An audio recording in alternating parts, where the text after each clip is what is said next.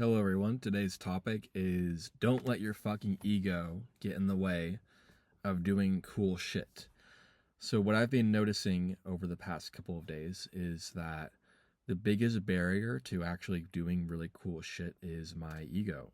And that could be this isn't necessarily like, oh, I'm such a great guy, like type of thing.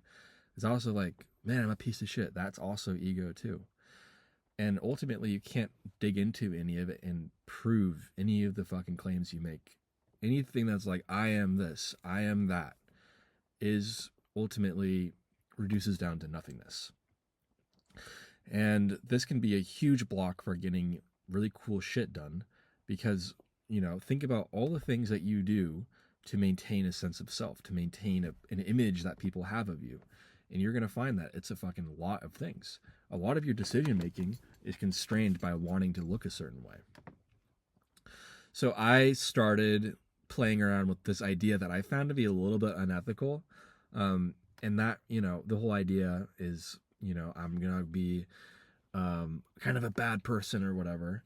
But the idea is I literally had Claude look up businesses within 30 minutes of me that have websites that look like they were made in 2007. And it was like, hey, find everything that's wrong with these websites and make a new website. And now it actually did a fucking good job, which was shocking to me. And now I have like literally a product or an offer I could bring to them and be like, hey, do you like this website? If you like it, I'm going to sell it to you for $500. And there's something about that, like, I feel like I didn't do the work, and so I feel like it's unethical for me to sell it. But at the same time, if they want it and if they agree to the purchase, then what's the problem? Like, there is no problem. It's just because I want to feel like, oh yeah, I'm the type of person that comes up with things on my own. I want to feel like the super creative person who's like in control of everything, all aspects of it. It's all coming out of my heart and soul. And it's like, yeah, that's great to want that. But don't like mistake following an authentic want and desire for being the type of person that has those qualities. And, another example is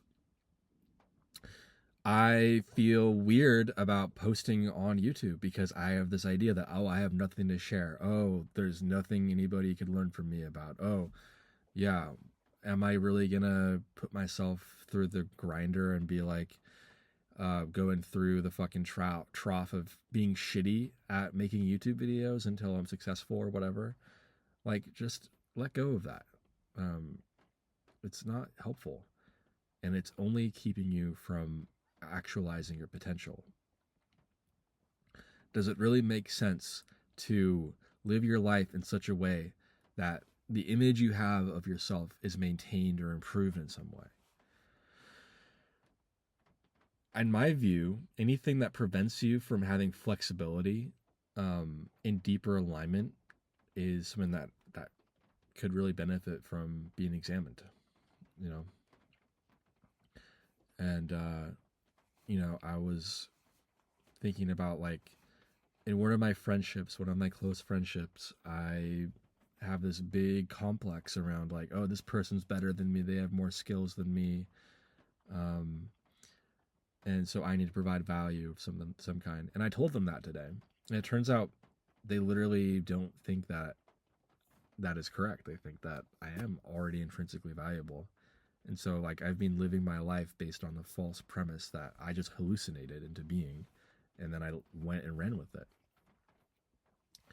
And just think about, like, what are the things that you are afraid to do because you don't want to look dumb? What are the things you're afraid to do because you don't want to risk being, like, bad? Like, and I'm not saying just go out and do any random fucking thing for no reason. Like, literally feel into, like, what you want and feel into what's blocking you from doing it. And if it's like some idea of I'm gonna look weird or I'm gonna look dumb or I'm not good enough to do it, it's one thing to look at the data. It's another thing to have this conception and then to let that control your life. So that's the main thing. As for like maybe try an experiment.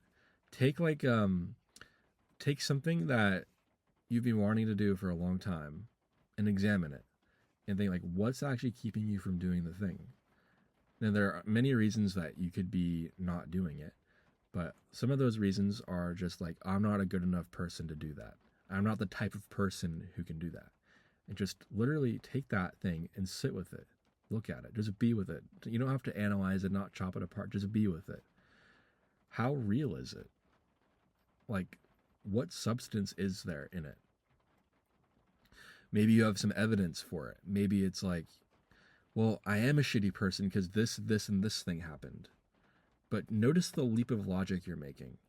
You're like, well, yeah, I know I'm not very good at math.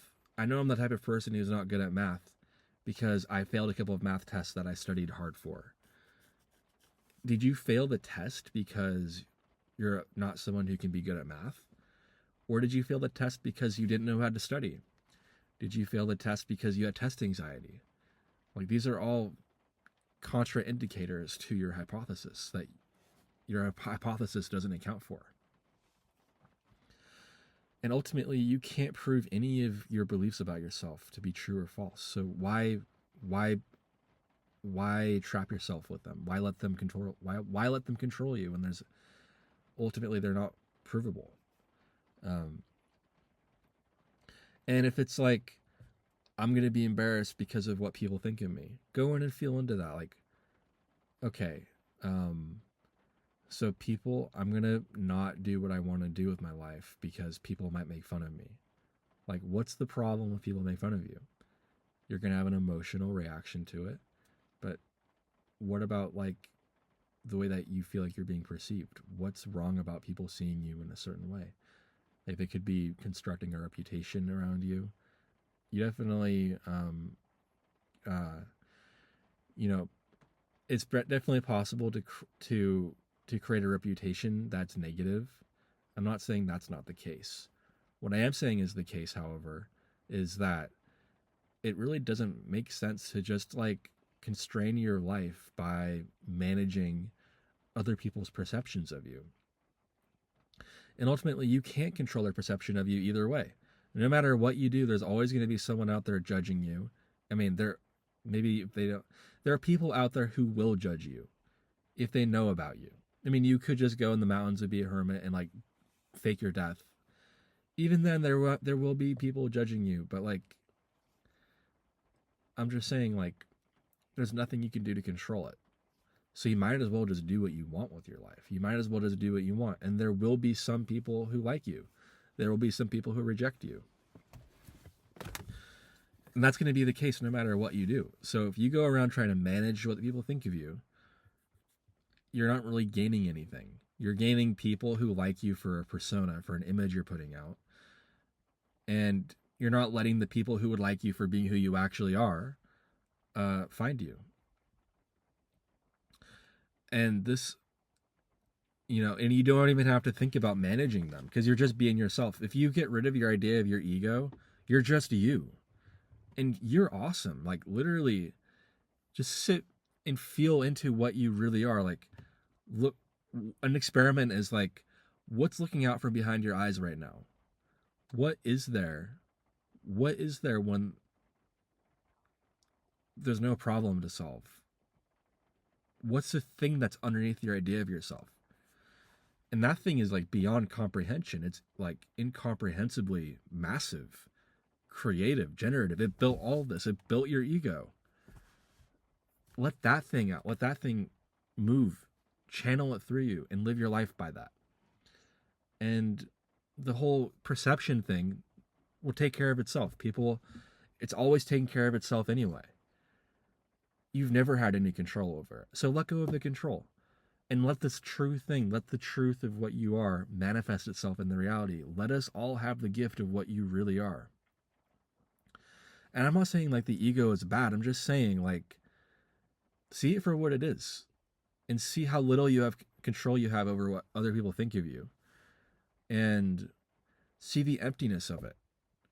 and make a decision based on what you actually want. Make a decision that's not constrained by something that's just a fucking hallucination. And that might end up being the same decision as you would have made either way. But at least this way, like, you're operating based off of a deeper want, a deeper level of authenticity. And there's more possibility in it. There's more possibility, there's more flexibility. And yeah. All right, well, that's pretty much what I have to say.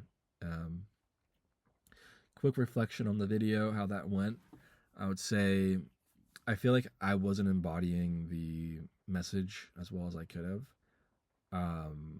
I want to like let go a little bit more. I was trying to just speak and let the flow state happen, but I can tell like I have constriction in my body, and I'm second guessing myself. And so that's something I want to iterate on next time, is just kind of let go. I'm gonna do it right now. If I let go of like having the perfect thought or the perfect message, like, what is it like? Well, it feels a lot better. I feel freer. I feel looser. And yeah, I feel like less of a need to make you like me or make you agree with me. And yeah, I have no idea how the quality of my what I'm saying is being affected by this experiment right now, but my impression of it is it's a lot more likable. It's a lot less rigid, and it's a lot more enjoyable to be with. That's my guess. All right, well, yeah, that does it. I'm gonna try to keep iterating on these. Yeah, that video didn't feel too good to make. So, all right, well, thank you.